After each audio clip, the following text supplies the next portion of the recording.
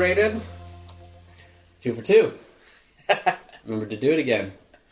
I'm one of your hosts, Ryan Whedon. I'm another one of your hosts, Matt Fisher. Matt? Yes. I have to admit something that I'm very, very embarrassed about. I'm already salivating. I found out this week that I have been pronouncing Shailene Woodley's name wrong. Oh, man. This entire time. I think we always kind of knew. Why didn't you say anything? Well, I didn't know how it was pronounced. Yeah. How is it pronounced? Shailene Woodley. Shailene? Mm-hmm. How have we been pronouncing it? I've been saying Shailene Woodley. Oh. I feel many apologies if you're listening, Shailene, and that's why you haven't reached out to us to come on the show.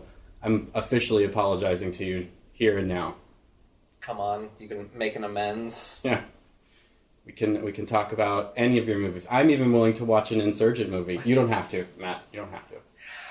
I feel with a name like that, she's got to be used to people saying it wrong. Yeah, but to be claiming that you're one of her biggest fans.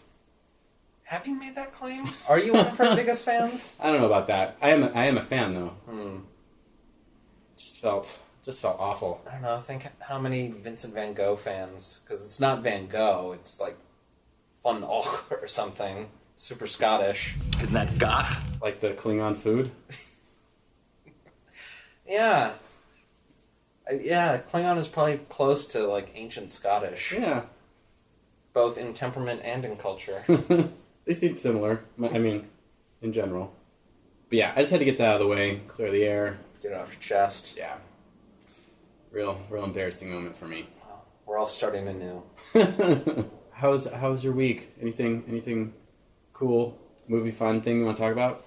I watched a bunch of stuff over the weekend because I was kind of feeling sick-ish, so I just, secluded myself, no contact with anybody for the most part. Mm-hmm. So I watched a movie called Hush.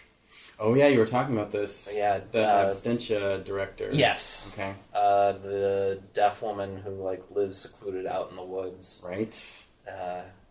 Is forced to combat a home invader, and he's got a crossbow. Oof. So most movies don't fit this description, but it was a deadly game of cat and mouse. I feel like a bunch of movies get that description that don't right for just minutes. Mm-hmm. It sounds like it could be horror or thriller territory. It is both. Okay. Have you ever seen The Strangers with Liv Tyler? Yeah. It's along that line. Oh, okay.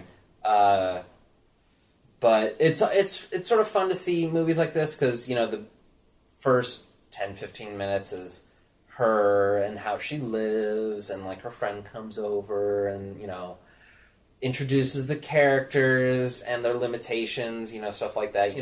Home invasion thrillers done right, Make you not want to be at home. Yeah. I wanted to say when you mentioned the others, or not the others, the Strangers. I saw that movie on a summer afternoon. Okay. In a theater packed with teenagers who were texting and laughing and talking the whole time. And I don't want to say it ruined my experience of viewing it, but it definitely took a lot of the scare away. Sure. Last time I saw it, I've seen it twice. Last time I saw it, it was with a group of friends, and one of them said he firmly believes that Liv Tyler, her go-to points as an actress, are either crying or whispering. So the movie's starting, the credits are rolling, and he asks, he's does Liv Tyler cry or whisper? And it's the moment the credits are done, it's a cut to Liv Tyler crying, and then she whispers some inaudible dialogue. I was all you can fucking eat. Do you think that in her next role she's going to try and stretch and do and be an auctioneer, or just to shout a lot? Liv Tyler is a traveling auctioneer. Believable. That's the word off the top of my head. Another thing where you got to shout. Soccer announcer. Yeah. Liv Tyler trying to make her way through the boys' club that is soccer announcements. I'd watch that. We could get like guest appearances from Pele. Yeah, Cristiano Ronaldo and Beckham. Those are all the soccer players I know. I would like to see her, today's game deciding who truly is the greatest country on earth, Paraguay or Uruguay. I watched a really good movie too. I watched Lo and Behold. Oh yeah, the Werner Herzog documentary. Mm-hmm. And if you're on board for Werner Herzog, you're already on board for this. Like, you know what you're getting, pretty much. Like, I'm not going to delve into that. But what I realized this time around is that what he does with his documentaries, quote unquote, is that they're almost more like essays, like film essays, where it's like I almost want to stop calling nonfiction film documentary and start calling it like nonfiction and fiction. Like spread them out that way. Because he has no problem sort of rehearsing people or scripting people. Yeah, and inserting himself into it. Oh, yeah. Like, I mean, Errol Morris is the same way. And I would put him in the same category where it's like, if you're in for one of their documentaries, you're watching specifically something by them, they have a point of view, and you want to see what they have to say about it. You know what I mean? Yeah. So in that respect, they're very much like essays, basically. Yeah, that's true. I mean, people don't like that word. It sounds like academic and gross, but like, that's basically what these are. Yeah, video essays. Yeah, cinematic essays. Sure. There's like a scene in there where it's like the monks are tweeting, right? And he had to like purposely like gather them together to capture that scene. Yeah. And he said he's like, I have no problem doing it. Like I have no like dilemma in this because it's all staged to show a greater truth, like even if it is a lie. Sure. Yeah. So he's like, the point, like I need to illustrate the point on film. Yeah. Well, and all film is artifice anyway, right? Sure. So. But with documentary, there's sort of the code that you're not going to like disturb the subject matter. You're supposed to let them be and do what they will. Right. So he kind of goes against that, but. Yeah, but to prove a point, which is what I mean, where it's like he's making an essay. He's got a point of view. The only part that I didn't like about that documentary was when it showed like the downside, and it was like the people who are like addicted to the internet, which I've definitely like wasted plenty of time on the internet myself. But I'm always like, these people would be addicted to something. Yeah, it's just that internet was there first. Yeah, like if it was any other time, they'd just be addicted to something else stupid. Yeah, I wanted him to push the family a little bit more. The one who had the pictures of their daughter who had been in the crash circulated on the internet. Oh yeah. I wanted him to push the mom a little bit more and be like, what do you mean the internet is the Antichrist? He just leaves it at that, and I'm like, what? I mean, obviously it's because she's distraught and stuff, and he doesn't want to And that hasn't stopped him before. I know. He had that one documentary about like people on death row, and that's right. He was like parading like pictures of like victims in front of these people. Yeah. And to like the survivors, the family members of the deceased, like he would like plop out like pictures of the deceased and be like, "What does this make you feel like?" He's really like he does not care. I know these people have been through some shit. For some reason, that woman can get away with calling the internet the Antichrist. And you're like, "And cut." Great, thanks, ma'am. We'll be leaving now and won't have any of your delicious pastries that you've laid out for us.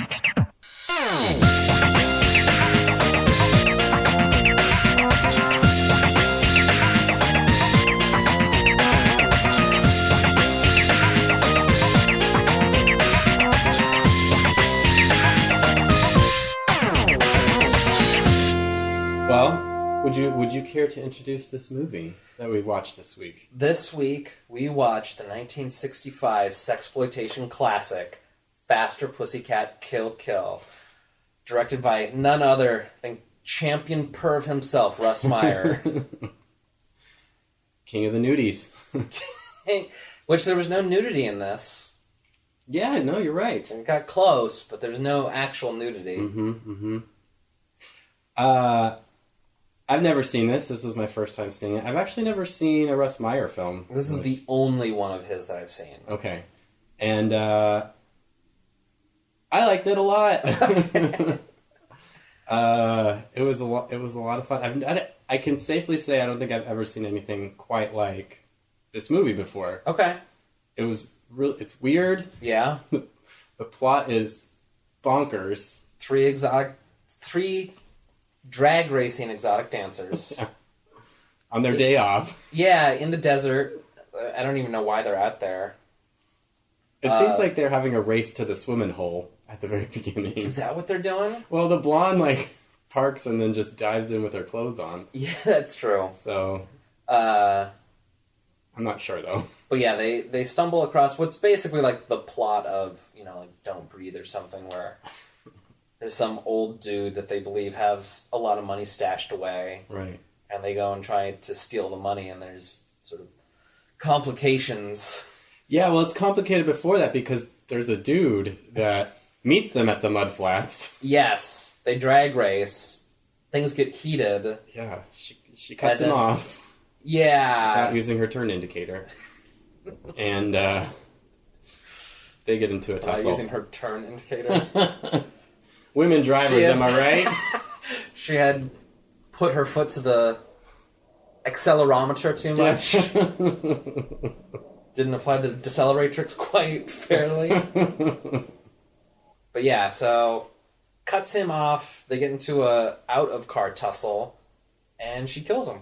Yeah, breaks his neck. Yeah, and then kind of kidnaps his little lady friend, his bathing suit-clad lady friend. Yeah, and this is our hero. Anti-heroine, Kinda. yeah. She's the one we're following around. Yeah, she's the protagonist. Maybe that's a better word. There we go. Yeah. But so there's this opening scene. Well, I mean, it's not necessarily just an opening scene, but this whole series of events that transpires. Mm-hmm. They refill. They go to the gas station, and they run to what is probably the dopiest gas station attendant. Yes, ma'am. What can I do for you today? And there's a really bad example, or it's a telling, not showing scene. So we have this whole drag race, murder, kidnapping thing, in like the first 10 minutes or so. Yeah, it happens real fast. We get to the gas station, and the gas station attendant basically explains what you're going to be seeing for like the next half hour or so. Yeah. There's a line, I think, that she says. And here's where our screenplay starts to unfold right now. It's like, hey, they're really letting you know.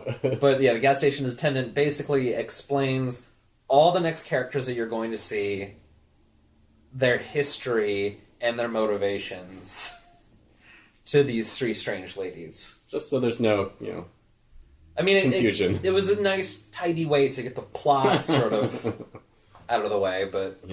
Meanwhile, there's a dead body in the trunk of one of their cars. Yeah, which I don't even think we ever see again. Nope. And they're in the desert. Yeah. It's like 100 degrees. That thing is going to smell. Well, it's only taking place over the course of a couple hours. Okay. Well, still. So, before we get too much into the plot, I gotta ask you a question. Okay. Would you say this movie is sexist? Meaning, like, derogatory towards women? Like, yeah. Puts them down? I would argue the opposite. Okay. I would argue it's kind of a pro-feminist stance. Yeah. In that they're pretty powerful women. Uh-huh. I mean, like, showing a woman killing a guy with her bare hands is strong imagery, Well, so at the very beginning, we have this sort of, like, Outer Limits introduction. Ladies and gentlemen, welcome to violence. And the way that it's introduced is, like, these are some sort of, like, super women. I think they even actually say that at some point, that, these are, like, it's like a new breed of super women or something like that. Right. But really, they're just tough broads. Right. Like, they're not superficially enhanced or anything like that. They're just tough ladies who like driving fast and living hard. Yeah, exactly. But yeah, and even like he films them in a way too that makes you feel like they're very powerful. Like he does all these undershots, which probably accentuates their boobs, which is probably why he was doing it. Sure. But it makes you feel puny in comparison to them. Right? It feels like you're looking up to these huge, tall women. Just, like the hero shot a lot with them. Yeah, and it, I think that's super effective from like a pro woman standpoint. I read somewhere that someone said that Russ Meyer's filmed, is it Tara Satana? Yeah, that sounds right. Filmed Satana the same way that Don Siegel filmed Clint Eastwood in Dirty Harry. Oh, okay. That it had that same like level of like gravitas. Yeah.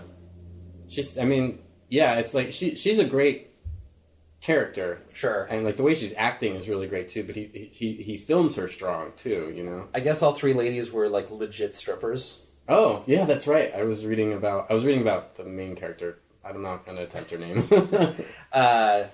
And yeah, I guess she had like an act. And I guess this was like in the '60s.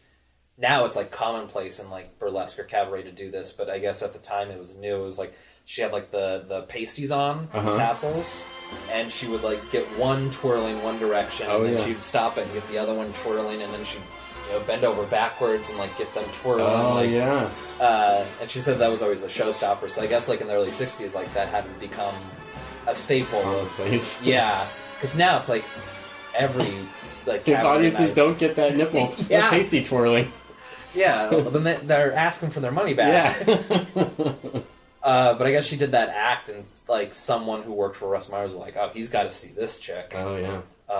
And so like he came down to the club and like hired all three of them for the movie.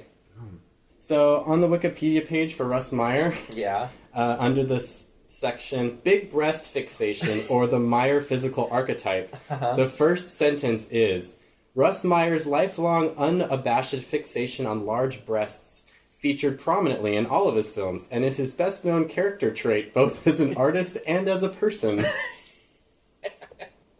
Yeah, he openly admits to it. On YouTube, there's a clip of him on Conan O'Brien, back when like Conan O'Brien had like the 1 a.m. show, and he wasn't really even promoting anything. He was just on, because they showed a clip from Faster Pussycat.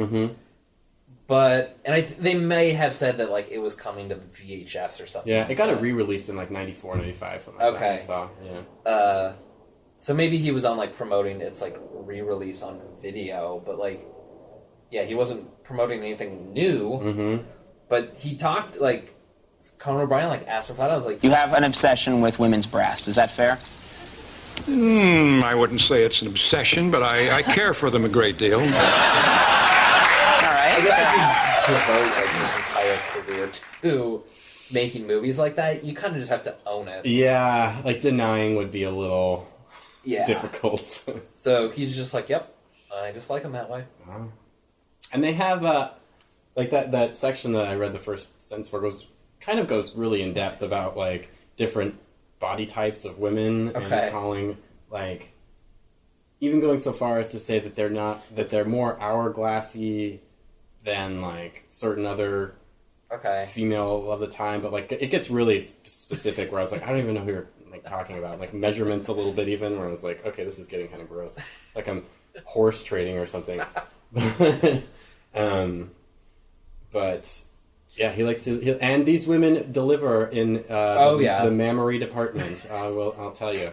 They got big boobs going on. The reason why I asked if you felt that was sexist, because I feel the movie's definitely pervy. Yeah. But it's not... Yeah, I don't feel like it's sexist. It feels like they're like empowering because they use their sex in like in devious ways, but at least they're they have agency over like themselves completely. Yeah. And it's sort of like to the consternation of men around them. Yeah, like the men are the ones who are like confounded by like these like tough sexual women. Right. It passes the Bechdel test. It definitely does. So, I mean, in 65, 66, whatever it was. So like. I mean, that's something. Yeah. I would also argue that it's a strong or pro-feminist because the guy in the wheelchair, he's depicted as like a real misogynist, basically. Yeah. He's like, I like the line, like... They let them vote, smoke, and drive, even put them in pants. So what do you get? A Democrat for president. He obviously is depicted as like a woman hater. Yeah. I feel. A regular Trump. Yeah. yeah, he's definitely... Even like the dude who's supposed to be like the simpleton seems to be okay with ladies more than the guy who, supposedly has all his mental faculties. Yeah.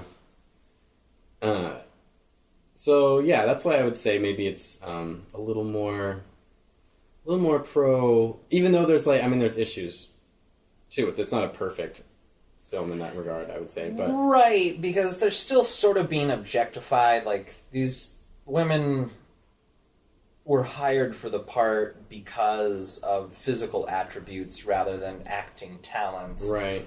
But I'm like, so is Arnold Schwarzenegger, you know. And Varla is like definitely a bad person. Yeah, definitely. I found myself, it was weird, like, after the murder takes place, I was like, the whole time I kept kind of being on her side and rooting for her, like, hoping she'd get away with it, and then, like, rethinking, like, wait, but she killed that guy. Yeah. So it was like, it's a weird feeling. So, like, I'm paraphrasing Sam Raimi, but he said, like, in a good movie, the innocent shall suffer, the guilty will be punished, and blood will be shed. This movie definitely fits that. Yeah. Because, it's like the girl who didn't do anything in the bikini. She just gets kidnapped, yeah. Her boyfriend is killed, and then she's dragged and, to this, out in, like, middle of nowhere wasteland. Really, because Varla's gonna trade her for money. Pretty much. Like, that's the idea, is that either, like, as a distraction or, like, just a straight up trade, but, like, the old dude is going to get her in exchange for money in one way or another. Yeah. And I wasn't totally clear on his intentions with her, because there's, like, was he just going to rape her and kill her? Is that the plan? Like, or just... And I would kind of get the impression that they've done that before with girls? Or was that just me? Maybe. No, I kind of get that idea that, it's like being on a ship out at sea, pirate style, you know? Ugh. Well, yeah, because they definitely say, like, you were too rough with the last one, like the big guy. Yeah. Was too rough, so I think the implication was, like, rape and kill. Yeah. Okay. Well, and then, what's the, like, older brother... Kirk or Kurt, or I think his name is. Yeah, like, what's he doing this whole time that the raping and murdering is going on? Well, he does seem... Because he seems kind of sane. He does seem kind of sane. He also seems sort of dissatisfied staying out there. Yeah. Like, I got the implication that, like, the first chance he got to take off, he would. It's like, the dad's like, hey, we need to get some supplies. I'll get them. I'm going. Bye. But, at the end... The survivors are, like, the good people, like the smart older brother and the bikini-clad chick. Yeah. And all the evil women have, been destroyed, either, by each other or, at their own demise. Sure. Well, and Varla gets run over by Innocent Girl. Yeah. Which, you could maybe make the argument that she's taking agency finally. Yeah. In a way. Oh, definitely. So, yeah. So then again, you got the pro-feminist. She's gotten over being the damsel in distress, and now she's the one behind the wheel. Yeah. Driving, even. What's the world coming to? Did you enjoy the scene where Beefcake is weightlifting? A little bit, yeah. Of course. It was, I was kind of thinking it's funny how he gets objectified. Yeah. And I was trying to think of a movie around this time where they do that. Or they objectify the men. A mid-60s movie where they objectify men? Yeah.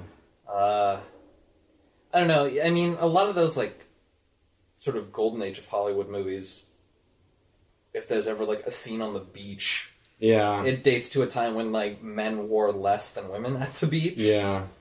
So, like, they would just have, like, skimpy little, smaller than biker shorts. Yeah. While women were like... That covered their belly buttons somehow. Yeah. Well, I mean, women would be like wearing things that had, collars. Yeah. Big hats. Yeah. I just was wondering, like, between that scene and, like, the main ladies in their outfits running around, like, how many people do you think had their, like, sexual awakenings watching this movie? Well, this wasn't Russ Meyer's first film. Okay. He had made previous ones. And they must have had, large-breasted women in them, too. But, I'm sure there were other sexploitation films. It's just, this was, like... I guess this was a bomb upon its release, but has since been reevaluated. John Waters says it's the greatest movie ever made and that ever will be made. Possibly ever will be made, yeah. It was, I know a lot of the references to it, so I'm glad I've finally gotten around to seeing this. Like, the Pee-wee movie that just came out, like, 2 years ago or last year or something like that. A Pee-wee Herman movie? Yeah, it was on Netflix. Oh, I didn't see that one. Okay, yeah, I know what I'm talking it's fun. He runs into some protagonists several times throughout. It's this group of 3 women who are dressed just like these characters. Oh, okay, yeah, and they drive fast and live hard. It's pretty fun. And, it had a big influence on Tarantino for Death Proof. True, yeah. Russ Myers is, like, one of the people that, like, he thanks, like, at the end of the movie, like, specifically. And, he definitely likes his sexploitation films. Yeah. And I knew this mostly, before anything, I knew it mostly from the Cramps cover of the main song. Oh, do they really? They cover the... Yeah. I really like that song. I didn't know it was a cover. I thought it was an original Cramps song about the movie. Oh, okay. And so... I'm going to have to check that out. Yeah, it's good.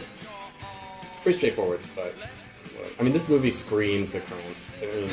They have an album called Smell of Female, which is one of the lines in the movie. Oh, okay, at the beginning. It doesn't always land for me, but I love how the dialogue in this movie is, like, ripped right out of, like, some pulpy noir. Totally. Like, every line is, like, some shitty beatnik poetry. I liked it. Oh, I loved it. It feels snappy in a weird, not unnatural way. No, it helps sort of define that world. Like, this is sort of the world that these characters exist in. Yeah. But it just struck me as, like, so noirish. Like, you watch, like, Double Indemnity and they have, like, their little back and forth. Sure. And, they have, like, lingo, or, like, if you ever saw The Sweet Smell of Success, like, that movie's, like, 90%, like, hard-boiled 50s jargon. Like, it didn't bother me that... Like, I don't even think it crossed my mind that nobody ever talks this way. Like, even in the 50s, I don't think I would have allowed that. But, like, it just, like, fit for what was happening. There is one, it was after the blonde chick has sex with the muscle man. Mm-hmm. And she's, like, walking back to the rest of the group.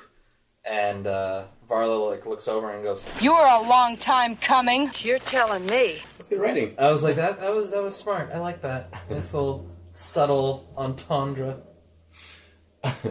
Speaking of Beefcake, a little bit more, I liked when we're kind of first introduced to him. Well, first introduced to him, he's carrying his dad.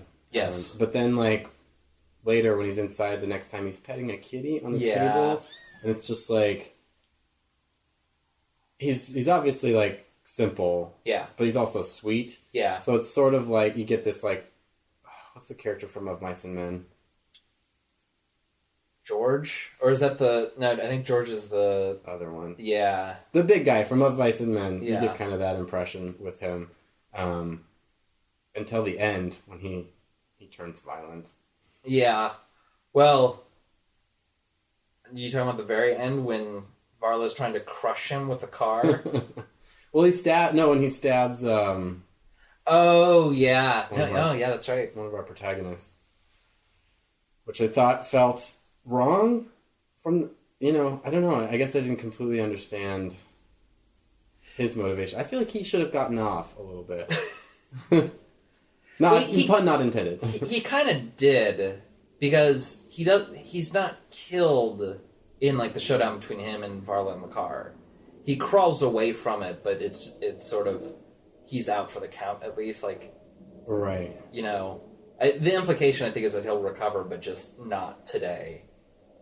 Because he's. Okay. I guess I was confused because she said 2 out of 3 or something like that, and then walks away. I thought that she had. Oh, I mean, maybe he'll eventually die, but like he still like walked away, like because the car wheels dug up the sand so much that she couldn't go forward anymore. So I thought the implication was that he was just down for the count, but not totally defeated. Okay. Yeah, and I guess he couldn't really testify against them. Yeah. No one would trust that pretty face. The old guy refers to Varla at one point to go back to the pulpy noir. It was like before really anything went down, but he describes Varla as being... a cold one, all right. More stallion than mare. It's too much for one man to handle. That's a good way to put it. That lunch that they have is real awkward. Like, they're already on shaky ground, I feel like, and then to be like, why don't you come in and have lunch? It's sort of like, what are you doing? No, get him out of here. This is weird. Well, you know, it dates back to a more congenial time in our history. I guess. This movie also boasts the most seductive corn-eating scene I think I've ever seen. There was an episode of 30 Rock where Alec Baldwin had to eat a corn on the cob, and he was told to make it sexy. I wonder if that's a reference to this. Did you happen to watch the trailer for this movie? No, I meant to. I ache for the days when trailers were this awesome. Slashing, tackling, gouging, hacking, flipping, belting, smashing, and blasting. Muscle to muscle, bone to bone. For an incredible evening's entertainment, a film so totally satisfying, see Russ Meyer's Faster, Pussycat. Kill! You know, trailers nowadays don't even have announcers for the most part, and narrators. No. They just show clips in a convenient order. With like that drop. Boom! And then some Skrillex on the end. I was going to say either that or it's like a dark cover of like a popular song. Yeah, totally. But I miss announcements, and I miss big like, you know, captions on the screen. And like, I mean, this kind of dates to a time when like promotion was everything. Like word of mouth was pretty scant. So it's like, yeah, and then you wouldn't see the trailer as like a commercial on TV. You'd see it when you went to the movies. Yeah. So like that's the only way you especially for a movie like this, like, you know, the American Broadcasting Company probably wasn't eager to show Faster Pussycat Kill advertisements. It strikes me as like the perfect drive-in movie. Oh yeah. You know, like you could it's broad enough that you could walk away for a minute or make out for a little while and then come back and it's still like it'll be there for you, you know. It's got something for the fellas and the ladies. Yeah, just it seems like a perfect drive-in movie. Yeah, or you know, one of those shady grindhouse theaters. Yeah. But yeah, it has that like right level of fun, but it's not totally brainless. Yeah, it's funny how feminism has evolved too, because there was some famous critic who saw it in the 70s and like said it was basically softcore porn, and I can't believe I'm being subjected to this, but then rewatched it on the re-release in the 90s and had a completely different view. Okay. And like went 180 on it and was basically like, oh, this is actually pretty great. Yeah. It like, and he may have stumbled backwards into it, but it's like, no, you're depicting strong female characters with their own agency. Yeah. Like, that's something, especially in 66, you know, or 65. I'll never get it right.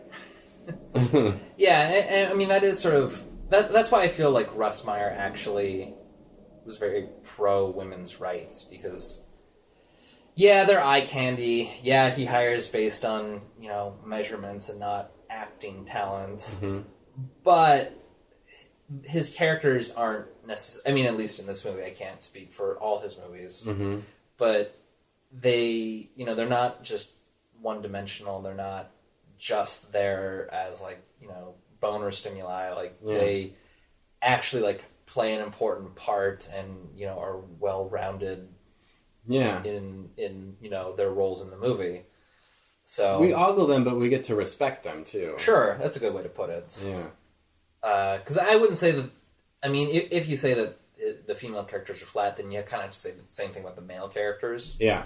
Like, they're more developed than the male characters. Yeah, the male characters are pretty one-dimensional. So, yeah, I mean, there's just, like, the semblance of the villain and, like, the okay brother. Yeah. And they definitely don't change. No. But, yeah, with, like, Varla, it's like, she's sort of evil and mean, but you're still sort of on her side.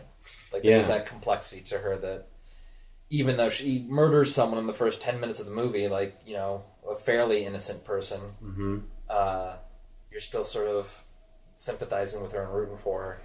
Yeah, there's something about a strong female character, especially in this time, too, who's just, like, shutting down that gas station attendant, like, and just being, like, a boss, you know, that is really cool. Yeah, I'm trying to think of characters or movies that had, women of this caliber, because there was definitely strong women in, like, noir films and, like, throughout, like, the 30s and 40s. And there's women who are of a higher stature who are allowed that kind of agency, but like she's a dancer, an exotic dancer. Yeah. So it's like it's nice to see somebody from the rest of us being able to rise up and still be powerful. And especially with the blonde woman, you get the idea that she took the job as an exotic dancer because she likes to dance. Yeah. Like it was like an outlet for her own passions. Right.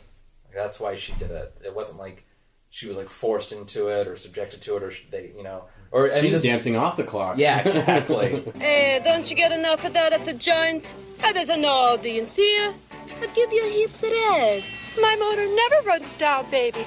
And besides, you're such a wonderful audience. There's never an implication that they are exotic dancers because they have to, or that they don't like their job. It's like they're doing it because they like it. Yeah. Yeah, there's no mention of like a boyfriend or a husband for any of them. In fact, I even got the impression that Varla and the Italian one, whose name I can't remember. That accent was so thick. Oh, I wrote it down.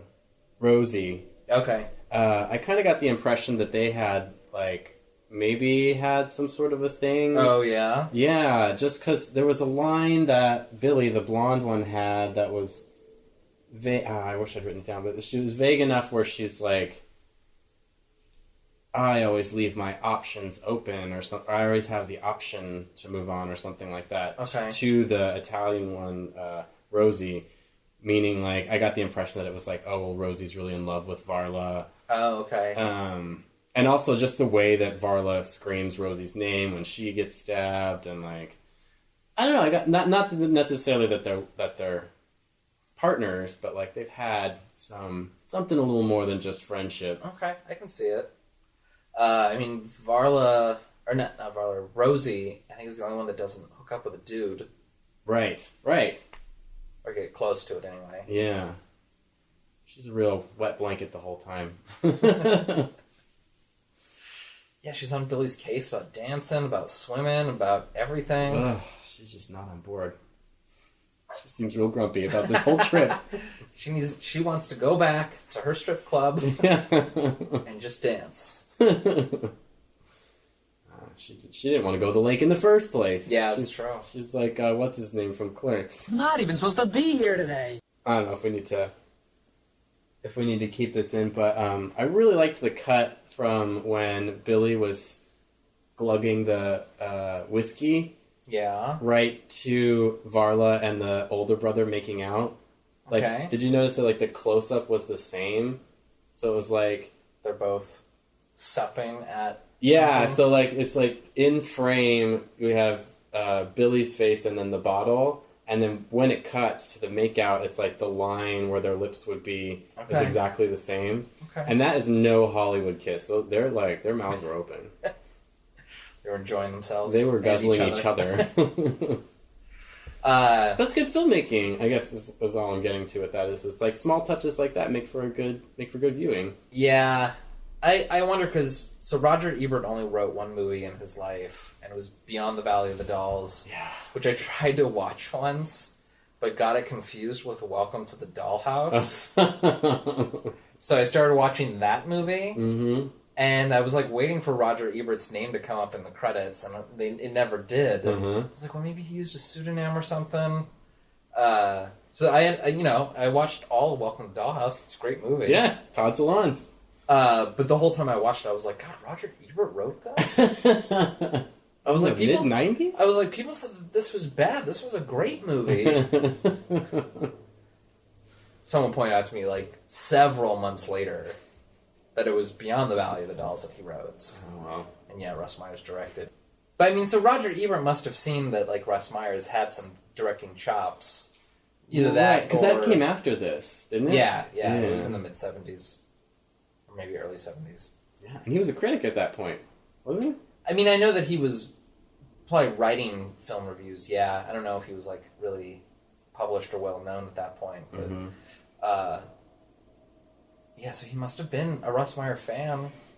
I mean, maybe Roger Ebert just like his full-figured gals, too. He dated Oprah. Yeah? Really? Yeah, like the early 90s or something. Oh. There you go. Yeah, because before he like lost the ability to speak, he wrote like a big like mash note to his wife at the time, and like said at the very top, like, "You're the smartest woman that I've ever dated or ever been with," which was sort of a backhanded slap at Oprah. I feel. Did you find that out from watching that documentary, Life Itself? No, I just have a friend who's big into celebrity gossip. Okay. So. I just picture Oprah watching that at home and just like holding a wine glass and like crushing it in her hand. Oprah. Something like that. Do you really think she takes the time to watch documentaries on dead ex-boyfriends? I just picture her carrying this flame for him. To have that last salt in the wound was a little too much for her. She has this huge empire, but all she wants is Roger Ebert's heart. Where is that movie? I'm envisioning some sort of Play Misty for Me. Yeah. Except instead of the song Misty... It's gotta be a movie. I was gonna say... Play Misty for me. Play Misty for me. Yeah, there we go. God, we're just full of ideas. Hollywood. Alright, next week, erotic thriller between Oprah and Roger Ebert's romantic entanglement. Play Misty for me. Mm. I just want to say, as a final thing, good pick. Okay. Yeah, there's always these movies that you should watch someday, or like they're on your radar for references and but they're just like so far back burner that you may never get to them. Yeah. And I'm really glad I finally saw this one, because there are a lot of references to it and a lot of things that I like. Yeah. And I just didn't know it until I watched it, and so thanks for making me watch it. You're welcome.